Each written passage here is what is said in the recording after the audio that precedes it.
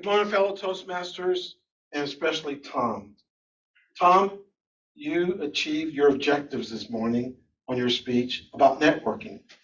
And I think for all of us, networking is a critical part of not only personal success, as some of the stories you shared, but also professional success. Take a guess. I want you to take a guess. What percentage of jobs are filled through networking, Tom? Take a guess. Let's say upwards of 80%. 85%. I don't know how they do that, but yeah, 85%.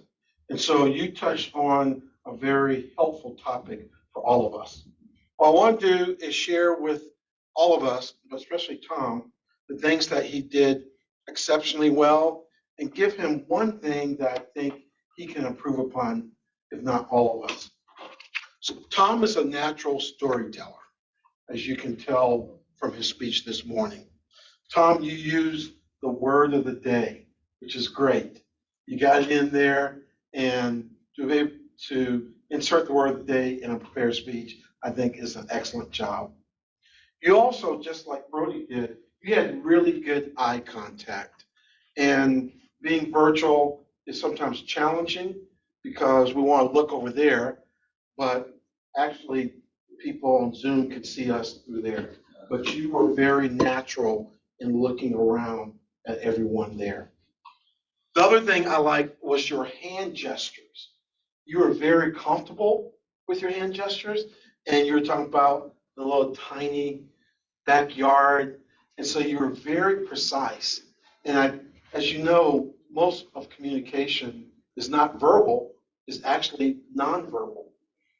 You know, as Brody walked around, it was nonverbal. Even though you stood here, I actually like you standing there versus moving around. But excellent job on your hand gestures. You had no notes, which is great. That meant that you were well prepared for your speech. I love the fact that you use examples of members like Sarah Martin and Craig and Hay. And actually, Sarah Martin was the manager of Shields, came through Starbucks. That's right. And she was serving. That's right. Yeah. And that's that connection there. Yeah. But you really helped brought out more about networking. The one thing I would like to see you work on is vocal variety. And here's an example.